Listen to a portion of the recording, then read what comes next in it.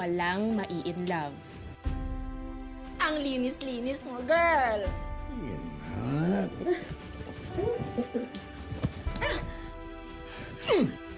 Arte-arte mo. Hindi naman ako pumapatol sa matanda.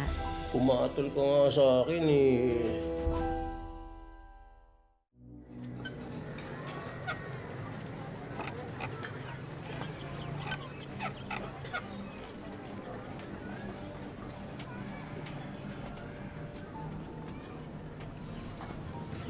Available pa?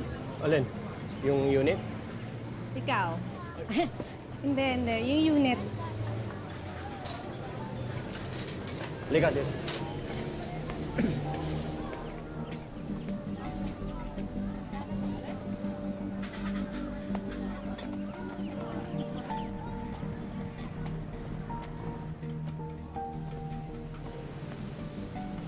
Wow! Ito na talaga.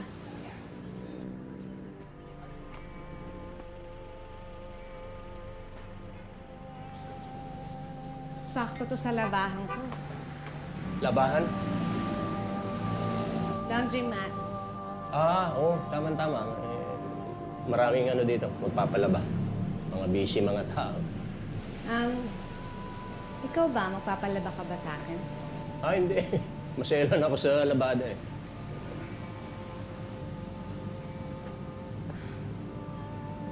Dito na talaga. Pwede ba? Oo. Kung kaya mo. Kasi ang hiningi ko dito, 2 months advance, 2 months deposit. Pwede bang, one month down payment lang? Hindi pwede. Ang dami nga gustong kumuha nito eh. Ganun talaga, 2 months advance, 2 months deposit. Kung hindi kaya, wala, sorry na lang.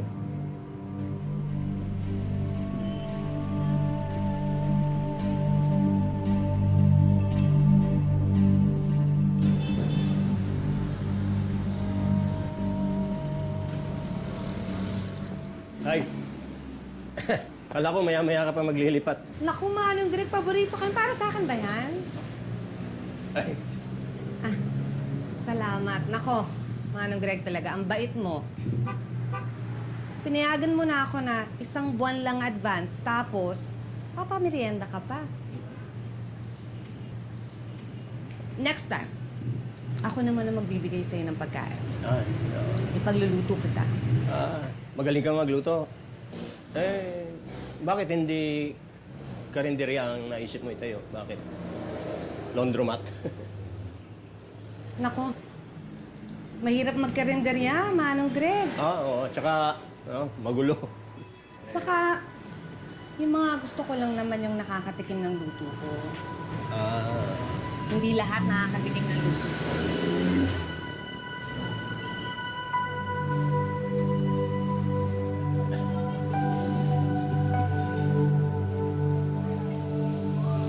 Sige, titikman ko yung ipinagmamalaki mo. Thank you, ah.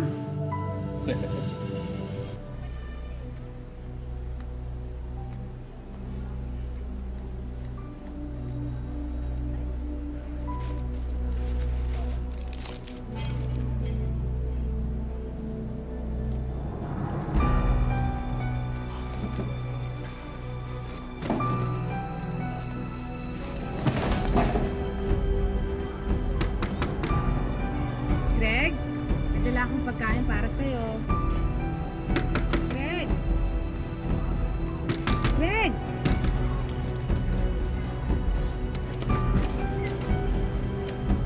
Greg! Greg! Ano nangyari sa'yo? Greg!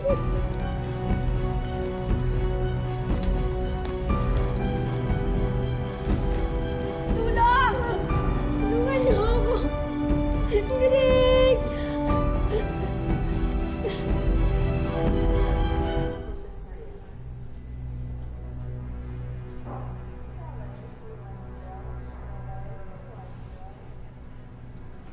Mama, buti po nadala niyo siya kaagad dito sa hospital.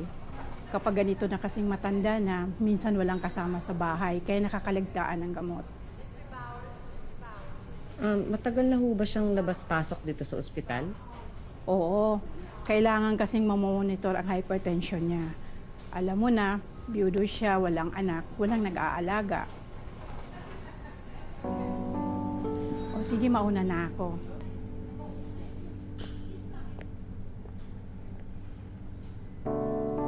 Inhalation therapist, 312. Inhalation therapist, 312.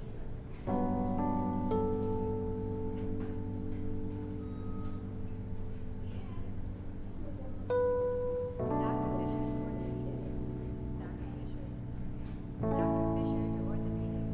Dr. Fisher. Dr. Fisher to orthopedics. Dr. Fisher.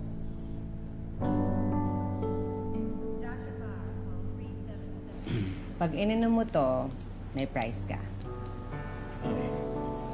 Ano ba yan? Vitamin lang yata yan eh. Nainom ko na yung pang maintenance. Bakit ayaw mo ng price? Depende sa price.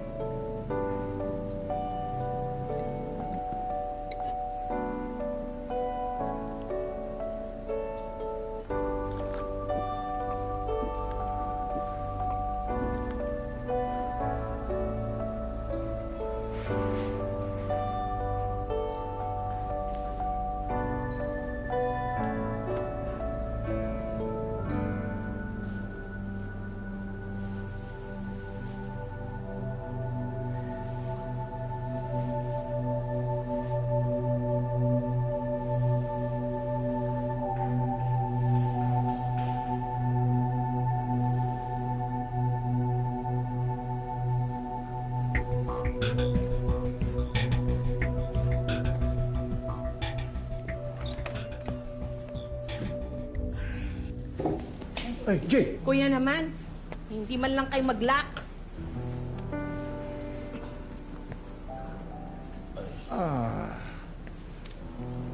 Excuse me? Si Jen, kapatid ko.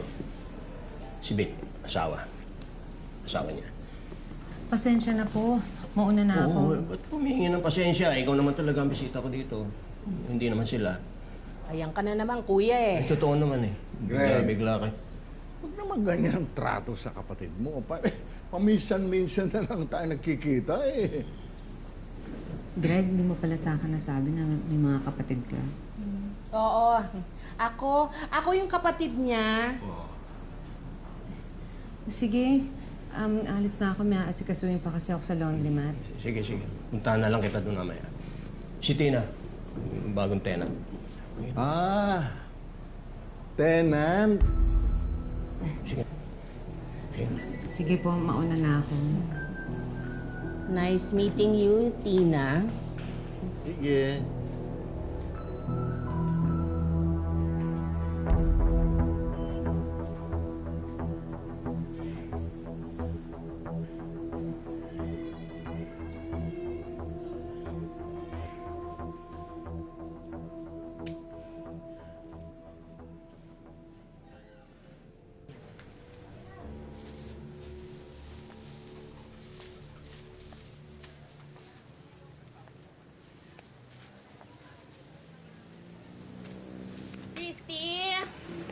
Christy!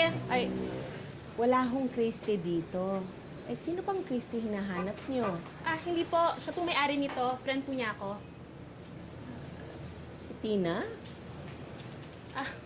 Tina na nga pala siya ngayon. Opo. Namalengke po si Ma'am Tina. Ganon? O sige, alis na pala ako. Magte-text na lang ako. Pakisabi na lang ano. Sandali lang, miss. Bakit Christy ang tawag mo kay Tina? Ha? Nagpalit ba siya ng pangalan? Kasi po yun po yung pangalan niya sa dati naming trabaho. Ano bang trabaho mo? Bakit pa? Ang dami niyong tanong. Bakit? Masama ba? Eh bakit? Ano ba ang trabaho ninyo ni Tina? Ni Christy noon? Diyos ko naman. Miss na nga ako, Lola. Aba, why? Anong lola? Ang bastos nito kung makalol... Oy, kilala mo ba yon?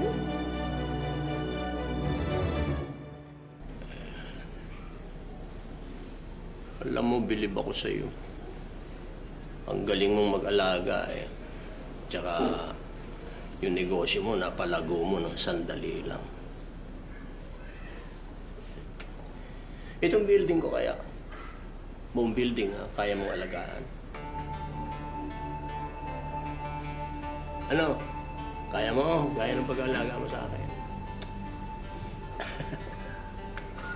Ayaw nga pala. Mukhang mapapadalas ang punta dito ng mag-asawa. Si Jean, tsaka yung asawa niya, si Vic. Babantayan daw ako. Ewan kung bakit. Babantayan. Huwag mo na lang pansinin ha, pag hindi mo nagustuhan yung asta sa'yo ni Jean. Ano naman talaga yun. Oo naman. Hindi naman ako pumapatol sa matanda.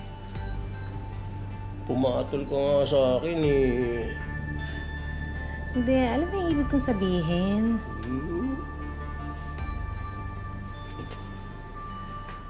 Basta ang anong gusto ko, tahimik ang bahay, walang away. Bukas pupunta yung mag-asawa, ipagluto mo kaya sila para mas maging close kayo. No? Ha? Pwede. Pwede. Dadagdagan mo lang naman konti. Dati mong pinagluluto sa akin.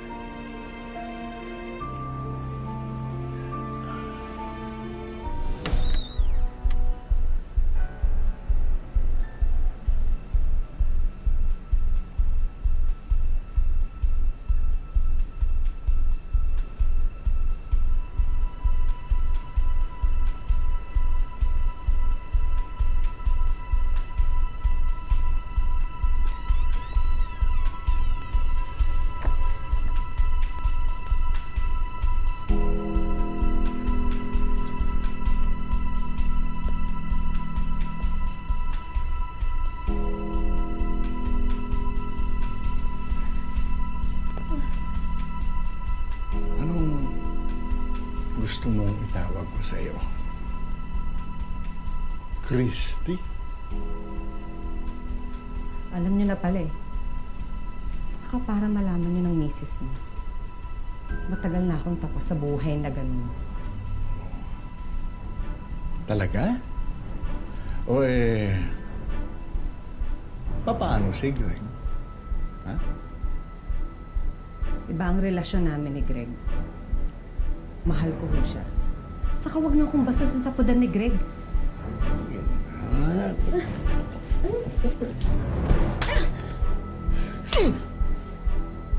Arte-arte mo. Ano ka? Malinis? Alam ko kung saan ka nanggaling. At kung hindi mo ako pagbibigyan ngayon, ako mismo ang magsasabi kay Greg kung anong klase ng pagkatao ka. Ano? Hindi niyo na kailangang sabihin kay Greg. Dahil ako na mismo magsasabi sa kanya. Ano mo?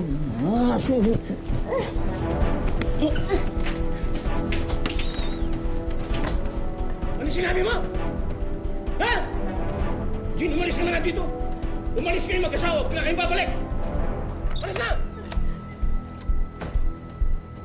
Tina! Si Vic. At bakit, ha? Anong ginawa ng asawa ko sa'yo? Bastos ko ng mister niyo!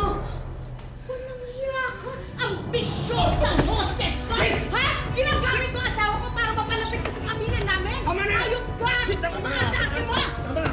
Tama na! At yaman din lamang na halos nakahubad ka na, ha?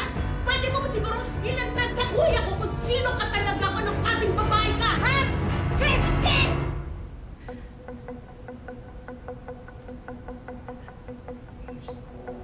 Ano, Christy? Sino? Malas mo lang, Greg. Ngayon ka lang umibig sa mababa pa ang lipad. Tina, anong mababalik mo? Tina. Yan na.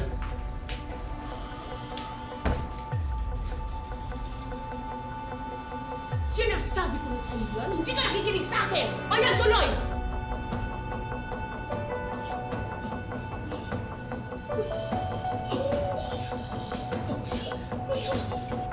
Kuya, sorry!